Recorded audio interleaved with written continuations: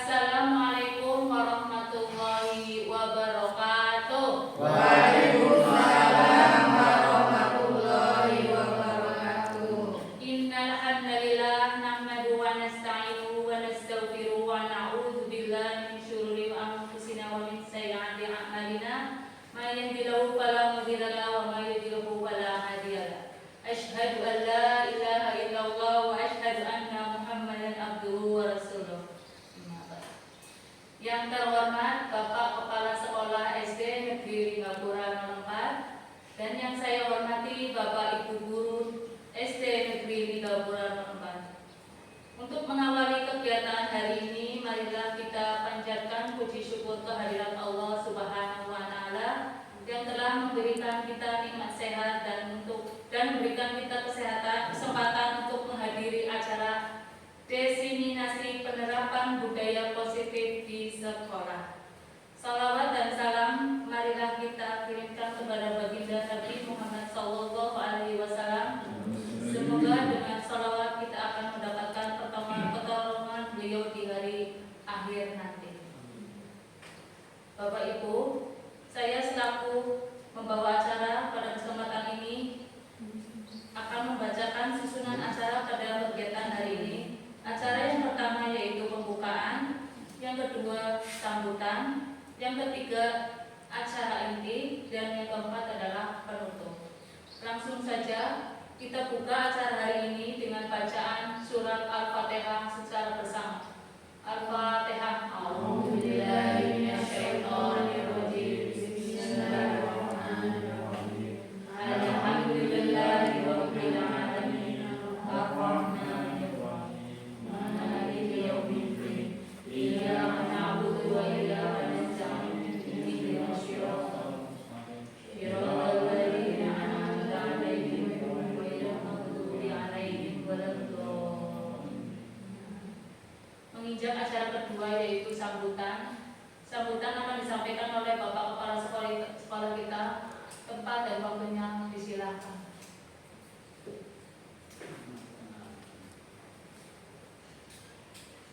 Bismillahirrahmanirrahim. Assalamualaikum warahmatullahi wabarakatuh. Waalaikumsalam warahmatullahi wabarakatuh. Alhamdulillahirabbil alamin. Asyhadu an la ilaha illallah wa la syarika lah wa asyhadu anna Muhammadan abduhu wa rasuluh.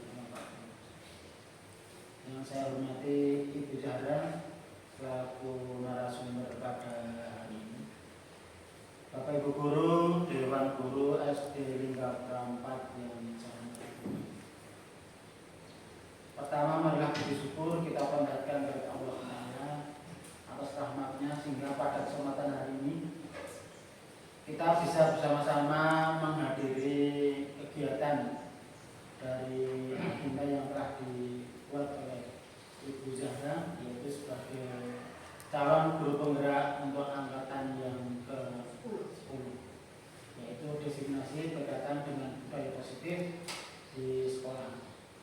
Salawat dan salam telah kita aturkan kepada junjungan kita Nabi SAW yang selalu kita nanti sapa sabda.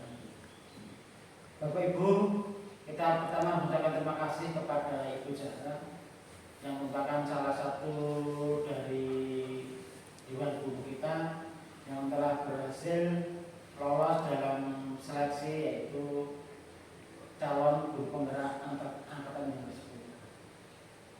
Mudah-mudahan apa yang menjadi pembelajaran dari Ibu Zahra nanti dapat diterapkan di sekolah kita.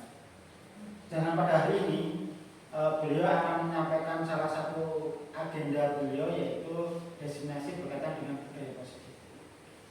Budaya positif nanti diharapkan atau kamu berharap nanti bisa tersampaikan kepada Bapak Ibu sekalian sehingga nantinya dalam pelaksanaan kegiatan bersama mengajar budaya positif nanti benar-benar tertanamkan pada diri anak kita sehingga kegiatan-kegiatan positif yang nanti menjadi budaya, jadi menjadi kebiasaan. Jadi itu sudah menjadi kebiasaan kita. Dan nanti budaya positif apa saja yang bisa kita terapkan di sekolah kita, tentunya nanti akan lebih mendetal, lebih jauh, nanti akan disampaikan oleh Ibu Zahra. Paling tidak minimal nanti Bapak Ibu guru bisa memahami pertama pengertian dari budaya positif, kemudian yang kedua bagaimana implementasinya di sekolah kita. Paling tidak nanti kamu berharap nanti bicara nanti dari masing-masing guru atau kelas nanti harus ada sebuah kesepakatan kelas. Yang selama ini kita hanya baru tahu yaitu tata tertib sekolah. Kalau tata tertib sekolah adalah dibuat oleh sekolah, sedangkan untuk kesepakatan kelas nanti anak itu dilibatkan. Dan pembuatan kesepakatan nanti adalah antara guru dengan murid. Nah, kalau kita minimal nanti di sekolah nanti ada yaitu kesepakatan kelas. Kemudian nanti berikutnya kita bisa menerapkan budaya positif apa saja yang bisa kita terapkan di sekolah. Tentunya yang bisa diterapkan di sekolah. Kita nggak usah kemana-mana dulu, kita dari yang terdekat di lingkungan kita saja dulu. Supaya nanti sekolah kita itu menjadi lebih baik. Demikian Bapak Guru pengantar dari saya, mudah-mudahan acara yang nanti dapat berjalan dengan lancar. Maka izin dari Allah Saudara untuk acara ini kita buka dengan bacaan basmalah bersama-sama. Kemudian dapat berjalan lancar sesuai dengan harapan. Sekian, assalamualaikum warahmatullahi wabarakatuh. Waalaikumsalam. Terima kasih atas sambutannya. Menginjak acara ketiga yaitu acara inti yang akan disampaikan oleh narasumber kita yaitu Bu Zahra Anissa. Untuk waktu dan tempatnya dipersilakan.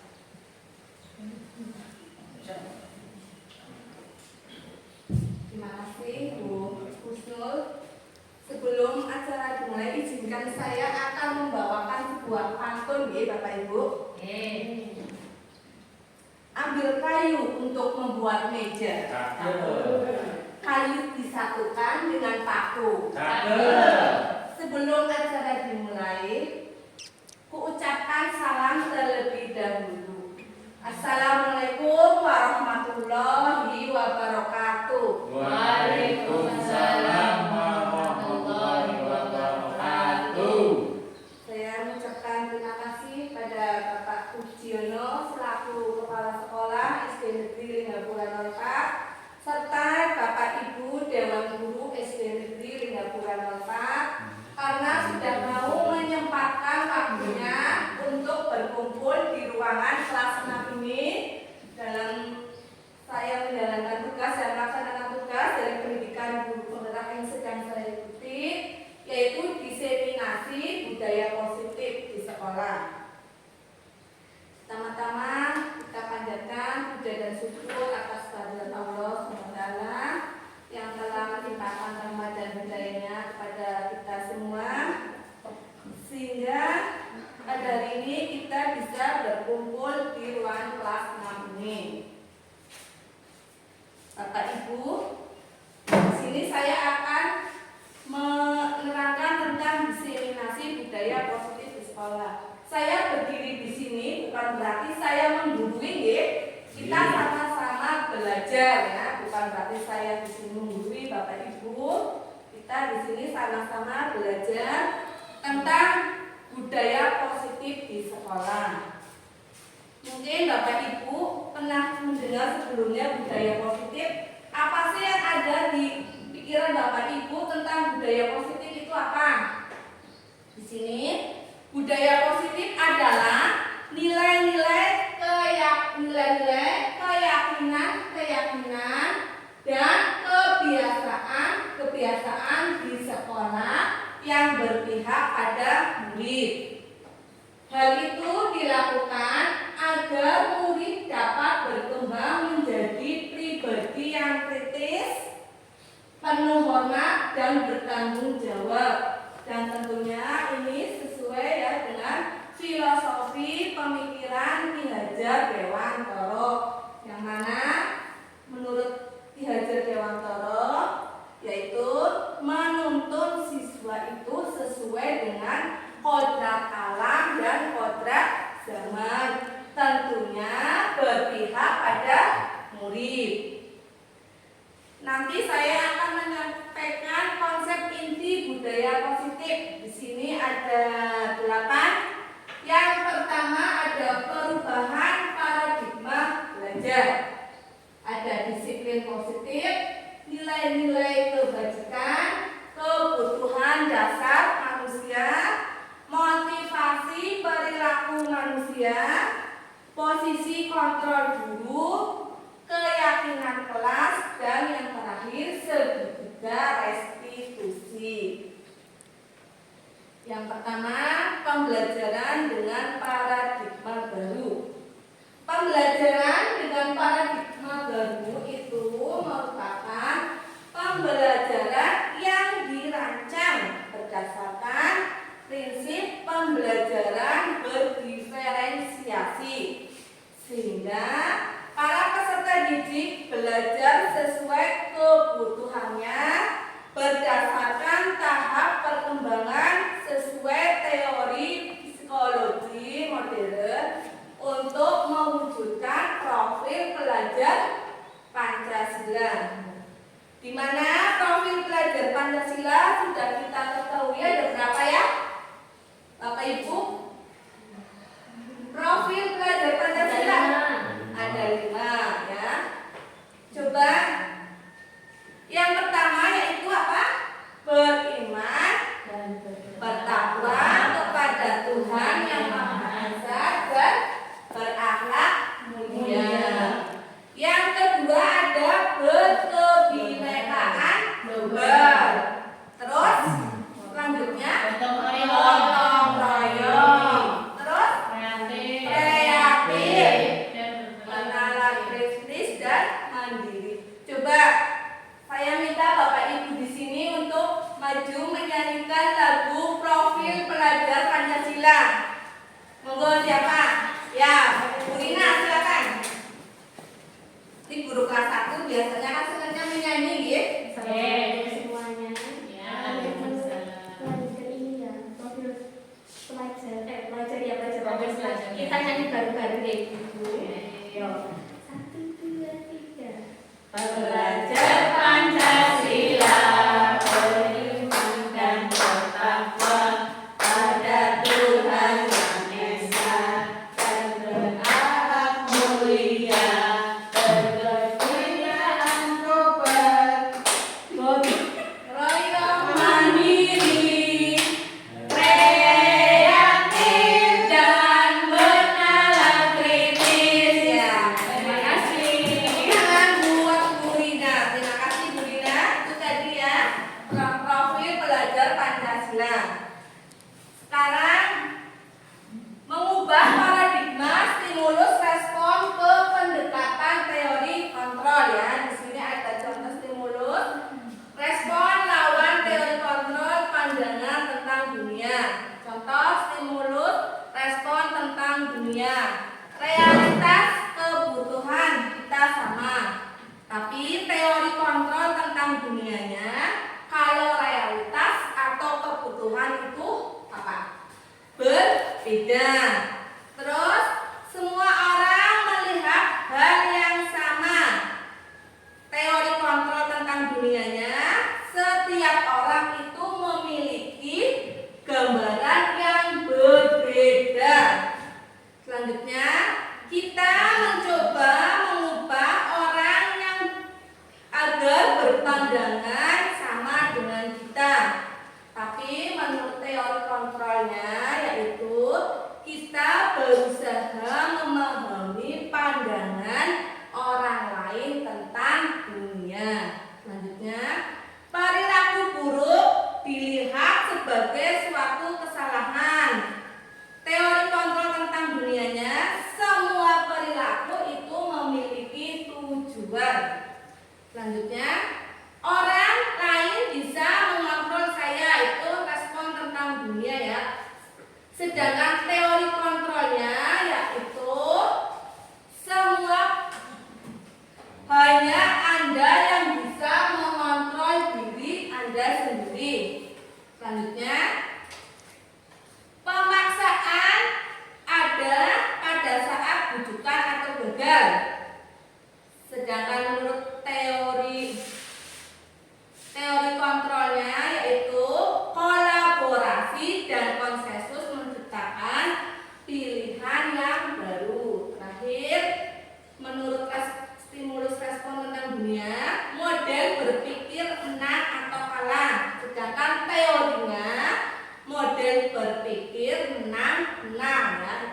tadi kita mengubah paradigma stimulus respon ke pendekatan teori counter. Selanjutnya disiplin positif. Sebelum kita lanjutkan ke disiplin positif, saya sedikit dulu ya, biar Bapak Ibu semangat. Kita tepuk semangat dulu. Tepuk semangat. Semangat. Semangat. Coba sekali lagi. Tepuk semangat. Semangat. Semangat. Ya, terima kasih. Nanti kalau saya bilang SD Negeri Gapura Nomor 4, nanti Bapak Ibu yang luar biasa ya. SD Negeri Gapura Nomor 4. Luar biasa. SD Negeri Gapura Nomor 4. Luar biasa. Terima kasih Bapak Ibu guru hebat. Saya lanjutkan ke disiplin positif. Disiplin positif adalah suatu pendekatan untuk menerapkan disiplin dalam diri anak tersebut tanpa adanya hukuman atau hadiah. Disiplin positif itu perlu diterapkan baik di lingkungan rumah ataupun di lingkungan sekolah. Dengan kita menerapkan disiplin positif, diharapkan tindak kekerasan itu dapat dihindari. Disiplin juga mengajarkan murid untuk bertanggung jawab dan menumbuhkan kesadaran diri berdasarkan nilai-nilai kebajikan. Contoh dari disiplin positif, di situ contohnya saling menghormati, mengidentifikasi keyakinan, komunikasi yang efektif, disiplin yang mendidik ya bukan menghukum, serta berfokus pada solusi bukan malah menyalahkan, serta pemberian dorongan bukan kita memberikan pujian atau hadiah ya. Itu tadi tentang disiplin positif. Selanjutnya nilai-nilai kebajikan. Nilai-nilai yang disepakati secara bersama lepas dari suku bangsa, agama, bahasa maupun latar belakangnya. Contoh-contoh nilai kebajikan universal dari institusi pendidikan. Di sini saya menyatakan 3 ya. Yang pertama, di situ ada profil pelajar Pancasila. Yang tadi sudah disebutkan ada 6. Yang pertama, beriman dan bertakwa kepada Tuhan Yang Maha Esa dan berakhlak mulia. Yang kedua, berkebinekaan global. Yang ketiga, gotong royong. Keempat, mandiri. Kelima, kreatif. Dan yang keenam, bernalar kritis. Itu tadi profil pelajar Pancasila. Selanjutnya ada IBO, Imperial Program ya. Contohnya toleransi, rasa hormat, integritas, mandiri, menghargai, antusias, empati, keingintahuan, kreativitas, kerjasama, percaya diri, dan komitmen. Selanjutnya contohnya yaitu keterampilan hidup atau life skill. Contohnya yang pertama yaitu dapat dipercaya. Terus ada lurus hati, mendengar yang aktif, tidak merendahkan orang lain, dan memberikan yang terbaik dari diri. Itu contoh nilai-nilai kebajikan universal dari institusi pendidikan. Sebenarnya masih banyak lagi, cuma saya mengambil contoh 3 saja. Selanjutnya kebutuhan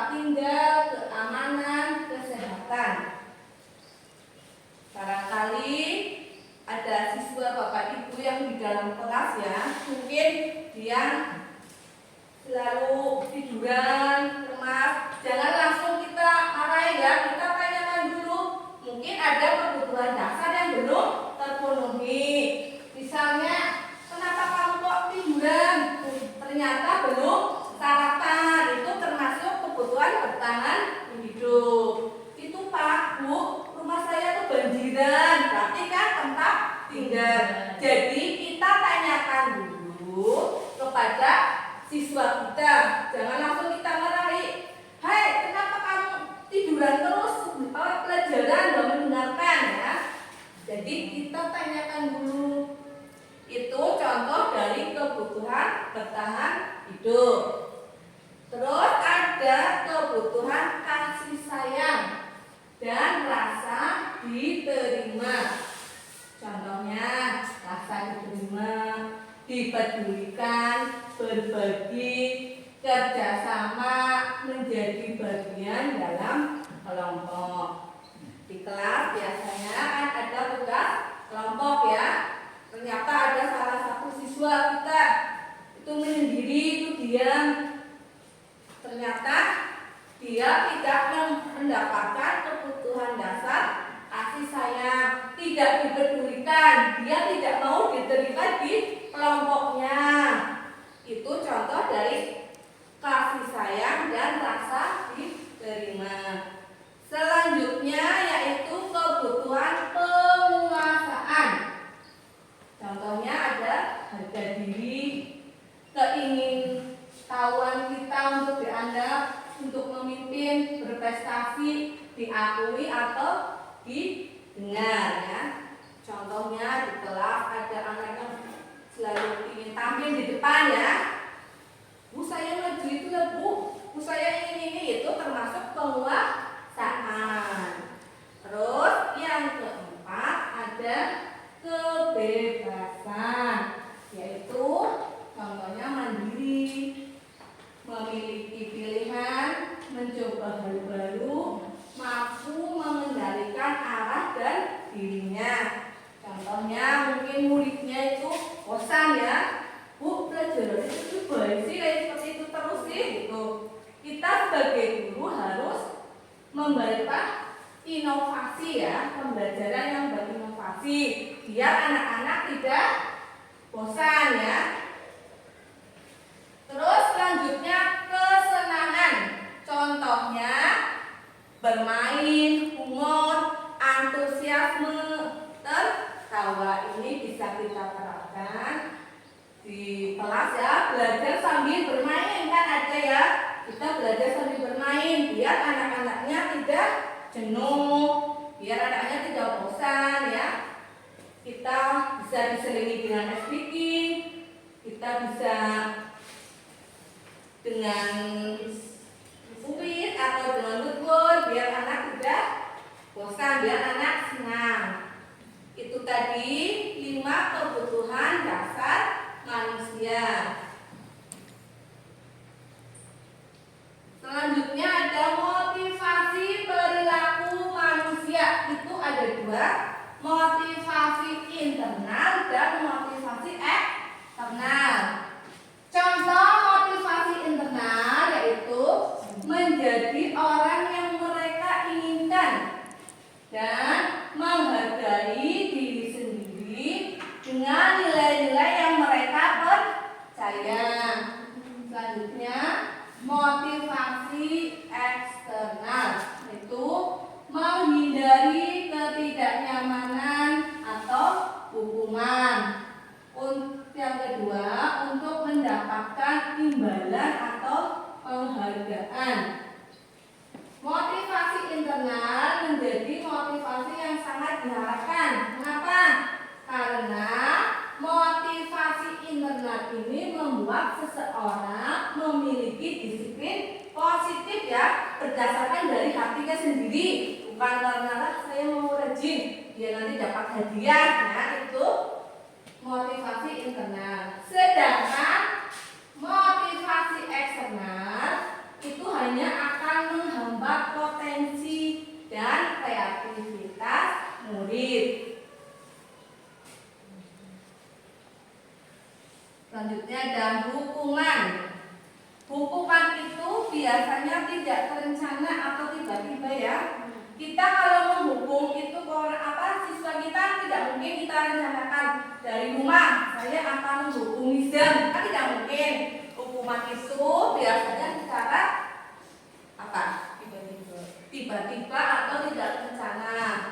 Contoh, Apiko berangkatnya ketinggalan, maka langsung dihukum. Apiko kenapa berangkatnya ketinggalan? Sekarang coba kamu lari keliling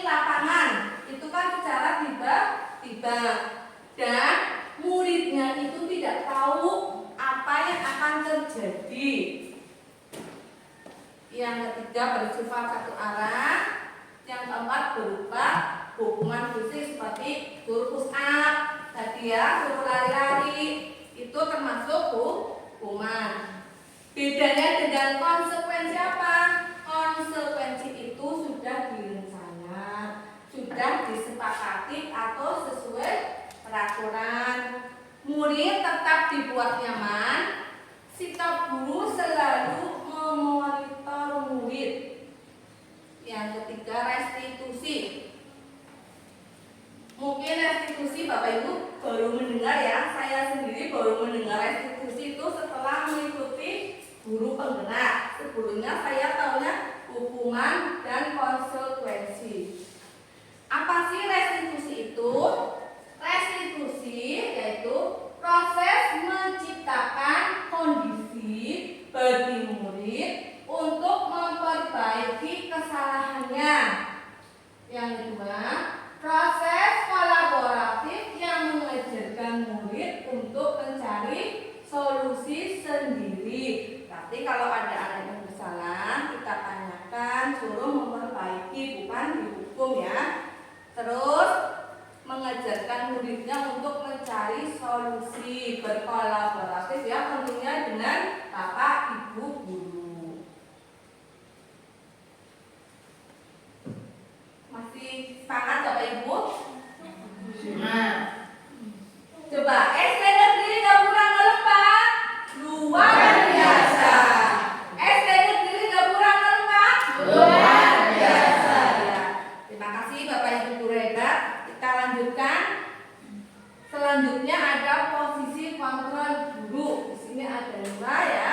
Yang pertama penghukum, pembuat merasa bersalah, teman, pemantau dan manajer.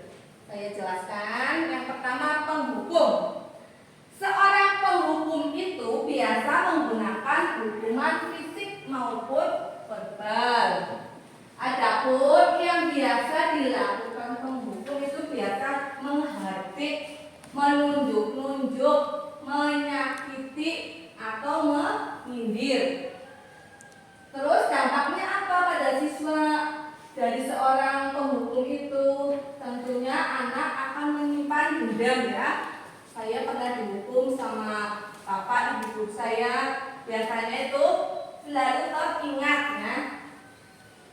Selanjutnya ada pembuat merasa bersalah. Pada posisi ini guru akan bersuara lembut. Dan yang biasa dilakukan pembuat merasa bersalah itu berceramah, menunjukkan kekecewaannya yang mendalam. Dampaknya apa sih pada siswa dari seorang pembuat merasa bersalah itu? Dampaknya siswa itu akan merasa rendah diri dan merasa gagal serta tidak dihargai atau berharga. Selanjutnya ada posisi teman. Guru pada posisi sebagai teman itu tidak akan menyakiti siswa, namun selalu berupaya mengontrol siswa melakukan pendekatan. Yang biasa dilakukan posisi sebagai teman adalah membuatkan alasan-alasan untuk siswanya. Dampaknya yaitu dari siswa, dari dari guru yang posisi kontrol sebagai teman itu akan bergantung siswanya, sehingga menjadikan siswa itu tidak mandiri. Guru nang pikir dan tidak bisa memutuskan sendiri. Selanjutnya ada posisi pemantau. Guru pada posisi pemantau biasanya selalu mengawasi atau memantau siswanya yang berpatokan pada catatan atau kesepakatan yang sudah disetujui. Yang biasa dilakukan dari pemantau ini adalah memantau, menghitung, dan mengukur kedisiplinan siswa. Dampak dari siswa dari posisi pemantau adalah menitik beratkan pada mendapatkan hadiah atau mendapatkan hukuman. Selanjutnya ada posisi manajer.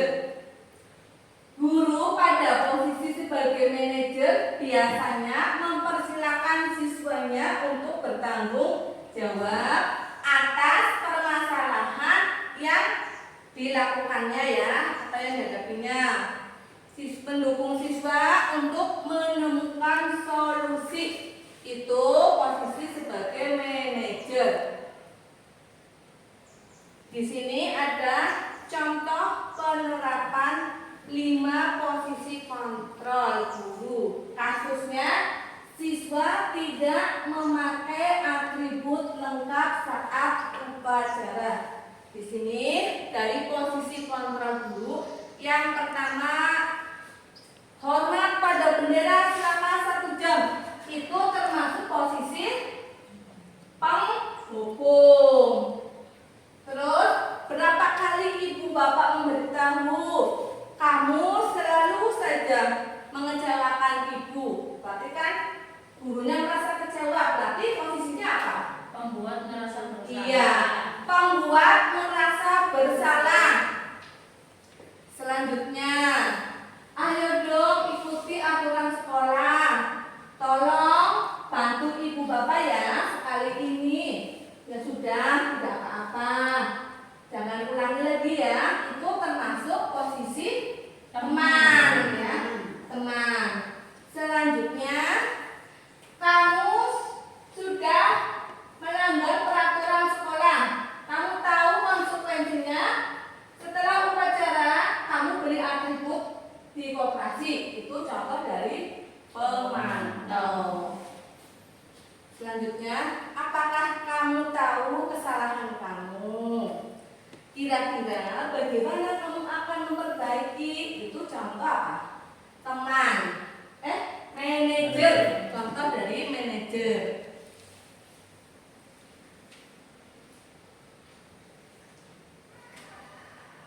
Coba di sini saya ada pertanyaannya, posisi kontrol apakah aku ini? Yang pertama, saya kecewa sekali dengan kamu. Itu termasuk posisi kontrol apa? Pembuat merasa bersalah. Iya, pembuat merasa bersalah karena kecewa. Selanjutnya, oh iya, tepuk tangan dulu buat tak-takan. Tak-takan terus ya. Selanjutnya, kamu tidak pernah benar melakukannya. Itu posisi apa? Penghukum. Coba yang lainnya. Apa Bu Isa? Kamu tidak pernah benar melakukannya. Itu posisi apa? Berarti manual. Kamu tidak pernah benar melakukannya. Betul? Hukum ya. Tepuk tangan buat Bu Isa. Nanti Mary ya, kata masih hapus, Bu Isa nggak dikasih. Selanjutnya, apa rencanamu untuk menyelesaikan masalah ini? Itu apa? Posisi apa? Usul apa coba? Manajer. Iya, itu posisi manajer ya. Apa rencanamu untuk menyelesaikan masalahnya? Itu kan berarti kita menanyakan pada siswanya gimana menyelesaikan masalahnya. Itu posisi manajer. Tepuk tangan buat Usul Fatimah. Selanjutnya, ayolah lakukan demi Bapak Ibu ya. Itu posisi apa? Ya, posisi teman. Ya, tepuk tangan buat Umusnya.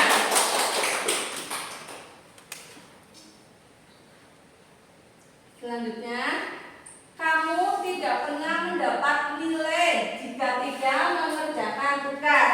Itu contoh posisi Pemantau. ya, pemantau. Tepuk tangan untuk Indonesia lagi. Coba biar tidak ngantuk, saya speaking dulu ya. Kita menyanyikan lagu Potong Bebek Angsa tapi diganti. Coba yang sebelah sini nanti ngomongnya wek-wek ya. Wek-wek. Yang sebelah sini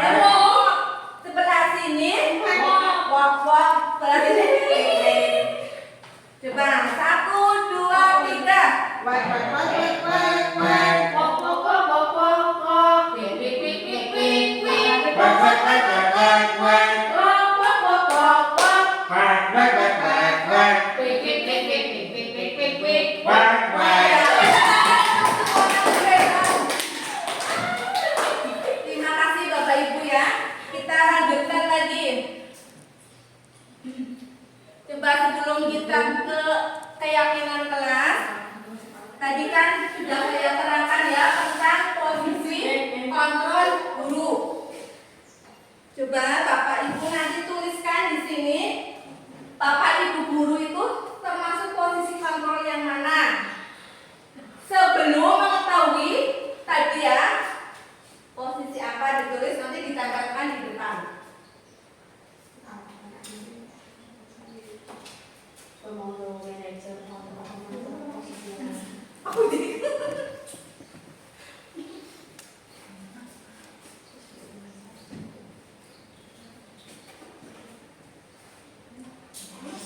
ditulis tadi kan ada 5, ada penghukum, pemantau, pembuat merasa bersalah, teman, serta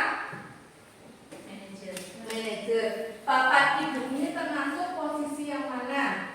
Silakan ditulis nanti ditempelkan di sini papan tulis. Kalau sudah nanti catatkan. Sudah silakan ditempelkan.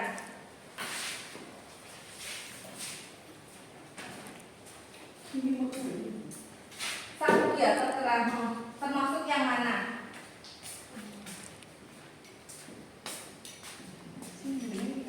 Iya.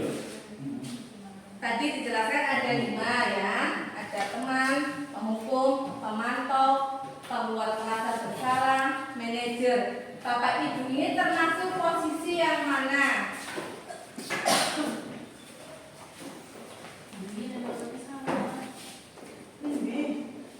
Nih.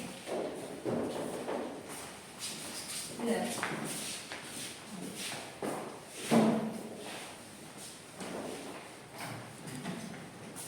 Sudah Bapak Ibu? Coba di sini ada yang teman, penghukum, teman, manajer, pemantau. Kebanyakan teman ya. Terus setelah Bapak Ibu mengetahui tadi tentang posisi kontrol, mungkin Bapak Ibu kan mau lupa. Saya mau lupa posisi saya seperti ini. Silakan Bapak Ibu tulis di sini.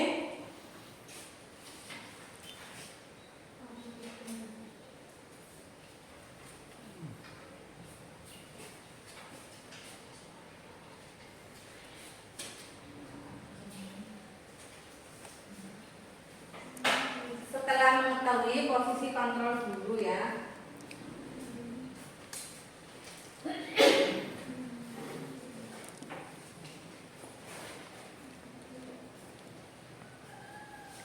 Kalau sudah nanti ditempelkan di bawahnya ya. Di sini. Ada di bawah.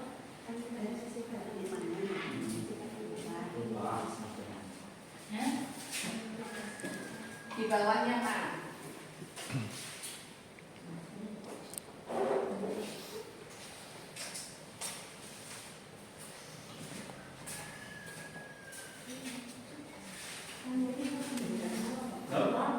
Terserah. Apa?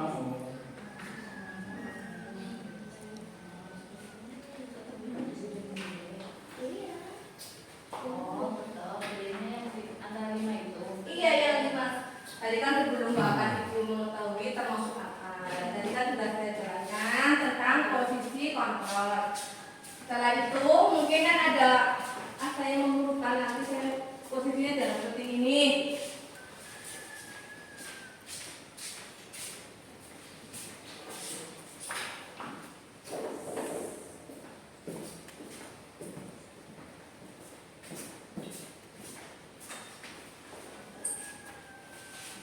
Di sini rata-rata memilih posisi manajer. Ya, memang ya posisi yang paling ideal, posisi yang baik itu adalah posisi manajer ya. Kita menanyakan dulu kesalahannya, terus mau berubah, terus gimana mau cara merubahnya, itu dari manajer. Tepuk tangan untuk kita semua. Saya lanjutkan.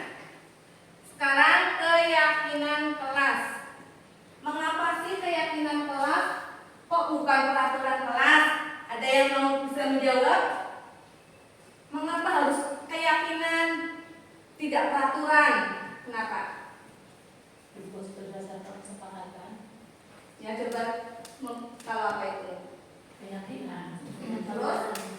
Kalau peraturan kan gitu sama kalau keyakinan dari sendiri. Ya. Mengapa harus keyakinan bukan peraturan? Karena kalau keyakinan itu kelas itu biasanya dibuat bersama-sama ya antara guru dan murid. Jadi berdasarkan keyakinan diri sendiri ya. Sedangkan peraturan kelas, kalau peraturan kelas itu biasanya sudah dibuat oleh gurunya. Itu perbedaannya. Sekarang pembentukan keyakinan kelas. Pertama itu bersifat abstrak. Yang kedua berupa pertanyaan universal. Yang ketiga dibuat dalam pernyataan yang positif. Keempat, sedikit saja kata-katanya ya agar mudah diingat. Jangan sampai kita membuat kata-katanya panjang. Terus yang kelima, sesuai dengan kondisi kelas dan sekolah sehingga mudah untuk diterapkan. Yang keenam, semua warga sekolah atau warga kelas itu dilibatkan saat membuat keyakinan kelas ya. Contoh keyakinan kelas yang mudah diingat apa? Buang sampah pada tempatnya, datang tepat waktu, laksanakan piket, itu mudah diingat. Selanjutnya segitiga restitusi. Segitiga restitusi yaitu suatu proses dialog yang dijalankan oleh guru agar dapat menghasilkan murid yang mandiri dan bertanggung jawab. Adapun tahapan dari segitiga restitusi adalah yang pertama menstabilkan identitas, yang kedua validasi tindakan yang salah, yang ketiga menanyakan keyakinan. Yang pertama kita bahas menstabilkan identitas. Berdasarkan prinsip membuat kesalahan adalah bagian dari proses pembelajaran. Contoh kata-katanya, berbuat salah itu wajar. Terus tidak ada manusia yang sempurna. Ibu bapak juga pernah melakukan itu.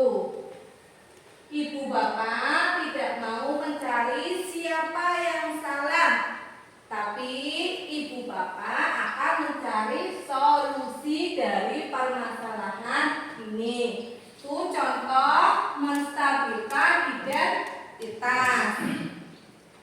Selanjutnya ada validasi tindakan yang salah. Berdasarkan prinsip setiap perilaku berupaya memenuhi suatu kebutuhan tertentu. Contohnya, kamu pasti punya alasan mengapa kamu melakukan hal itu.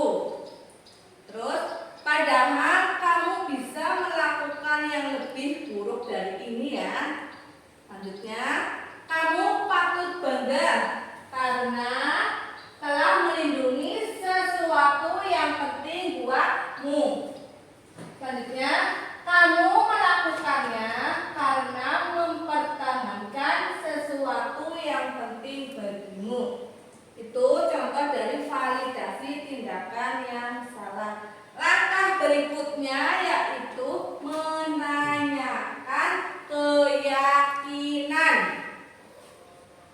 Berdasarkan prinsip teori kontrol bahwa dasarnya kita termotivasi secara intrinsik. Contohnya, apa keyakinan kelas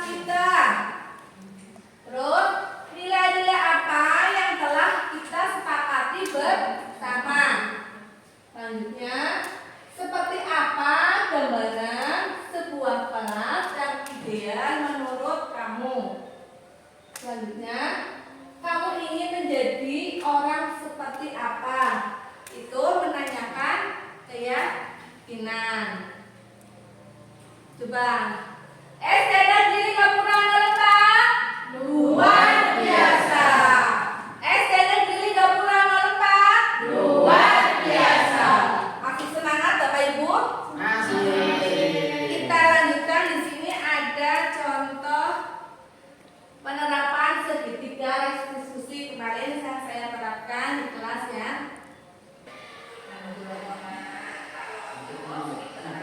Ini contoh penerapan restitusi ya.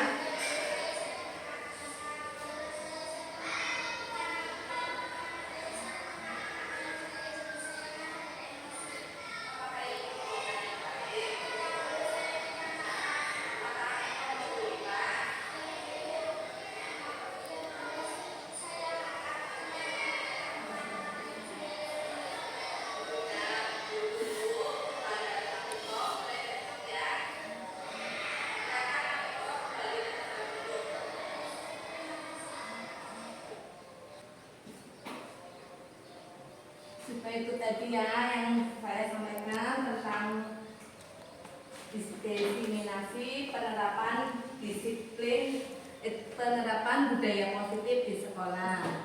Dalam penerapan program disiplin positif, hendaknya itu guru memiliki standar kepribadian, profesional dan sosial yang baik, di mana guru mampu merefleksi dirinya dalam posisi kontrol saat ini. Bagaimana perjalanan dirinya sebagai amok atau manajer yang menuntun murid-muridnya menjadi insan yang mandiri, merdeka dan bertanggung jawab. Mungkin itu yang saya sampaikan ya tentang penerapan budaya positif di sekolah. Bapak Ibu gimana, paham apa yang saya terangkan tadi? Insya Allah. Sebelum saya tutup acara, tadi saya awali dengan pantun, saya akhiri lagi dengan pantun. Cakep. Ibu Hajah pergi mengaji, pulang-pulang membawa bingkisan. Saya akhiri acara ini. Terima kasih, semoga berkesan. Wassalamualaikum warahmatullahi wabarakatuh. Waalaikumsalam warahmatullahi wabarakatuh. Demikianlah acara inti kita yang telah disampaikan oleh narasumber kita. Semoga apa yang disampaikan berguna dan bermanfaat untuk kita semua. Amin. Dan bisa menerapkannya di tempat sekolah kita. Amin. Amin. Ya, untuk menginjak acara yang terakhir yaitu penutup, marilah kita tutup acara dengan bacaan mandala bersama-sama. Alhamdulillahirabbil alamin. Wassalamualaikum warahmatullahi wabarakatuh. Waalaikumsalam warahmatullahi wabarakatuh. Assalamualaikum warahmatullahi wabarakatuh. Waalaikumsalam warahmatullahi wabarakatuh. Anak-anak, kita akan membuat keyakinan kelas ya untuk di kelas kita biar anak-anak merasa nyaman ya. Ada yang tahu keyakinan kelas? Keyakinan kelas dan peraturan kelas itu beda ya. Kalau peraturan kelas berarti peraturan yang dibuat oleh sekolah. Tapi kalau keyakinan kelas itu dibuat oleh kita. Hari ini kita akan membuat keyakinan kelas. Sebelumnya, guru tanyakan gimana kondisi teman, lingkungan, dan sekolah kita. Coba ada yang tahu? Apiko? Ada teman yang sering datang terlambat. Ya, ada teman yang sering datang terlambat. Terus apa lagi? Ada teman yang membuang sampah sembarangan. Ya, ada teman yang sering membuang sampah sembarangan. Terus Ada teman yang suka istirahat.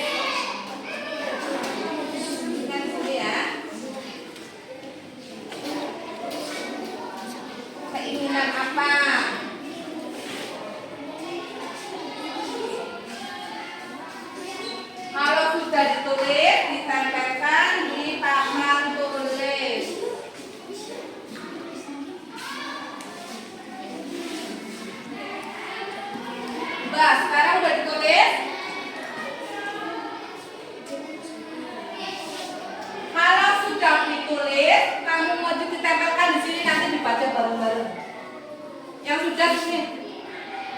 Ditempelkan. Atasnya sudah ditulis.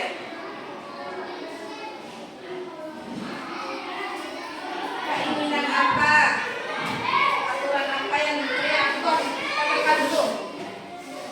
Kalau tidak ditempelkan langsung. Ya, tempelkan. Atasnya nggak apa-apa. Ya. Awas, benar.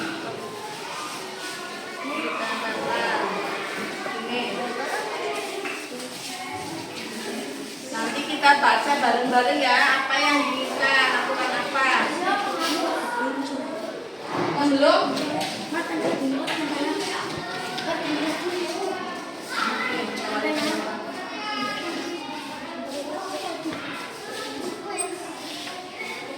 Sudah semua? Coba Bu Guru baca dulu dari sini. Ini dari datang tepat waktu ya. Datang tepat waktu, saling menghormati, belajar dengan sungguh-sungguh, membuang sampah pada tempatnya, terus berdoa sebelum belajar, membuang sampah pada tempatnya, yang satu ya, saling menghormati dan saling tolong-menolong bersama.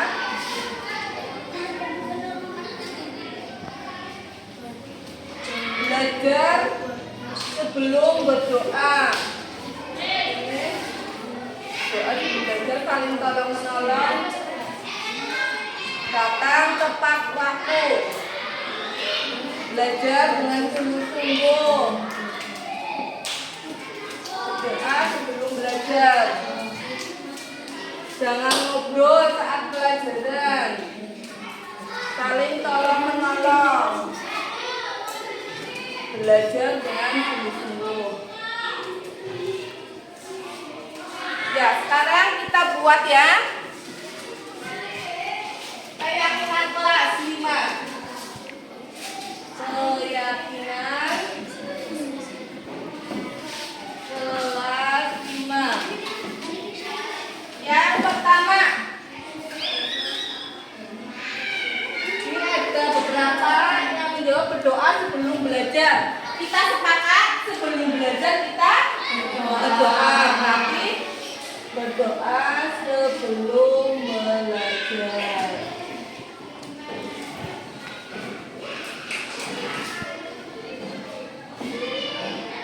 Terus yang kedua, tidak terlambat, datang tepat waktu. Ini sepakat datang tepat waktu. Sepakat? Jangan sampai ada yang terlambat ya. Berarti datang tepat waktu.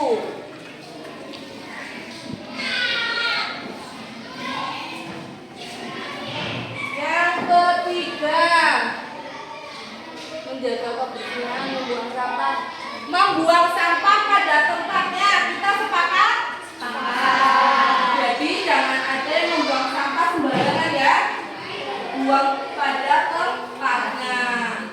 Membuang sampah pada tempatnya. Membuang sampah.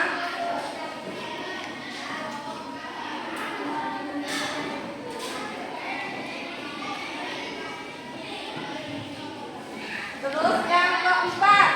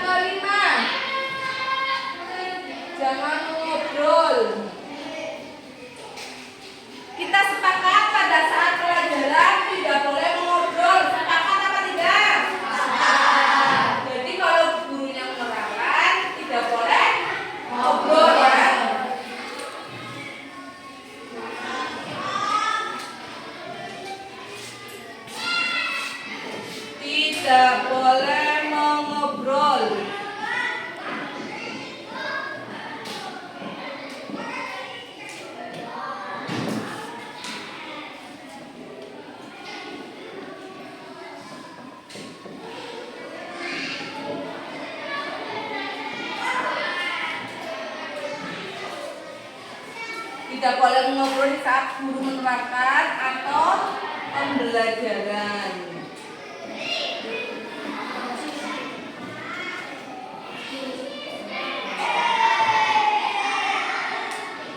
Coba ada 5. Ada lagi. Ada yang mau ditambahkan? Cukup apa ditambahkan? Cukup. Di sini ada yang menjawab belajar dengan sungguh-sungguh. Kita tambahkan belajar dengan sungguh-sungguh. Belajar dengan sungguh-sungguh.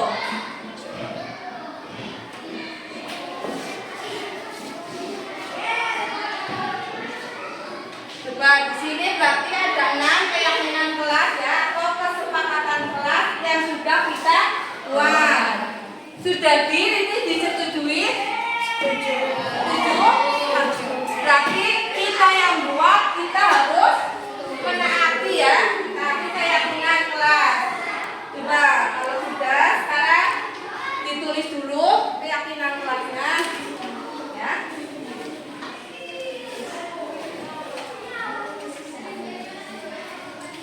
Keyakinan kelas sudah dibuat. Jadi kita harus mentaati keyakinan kelas. Nah, sekian ya keyakinan kelas yang sudah dibuat. Wassalamualaikum warahmatullahi wabarakatuh.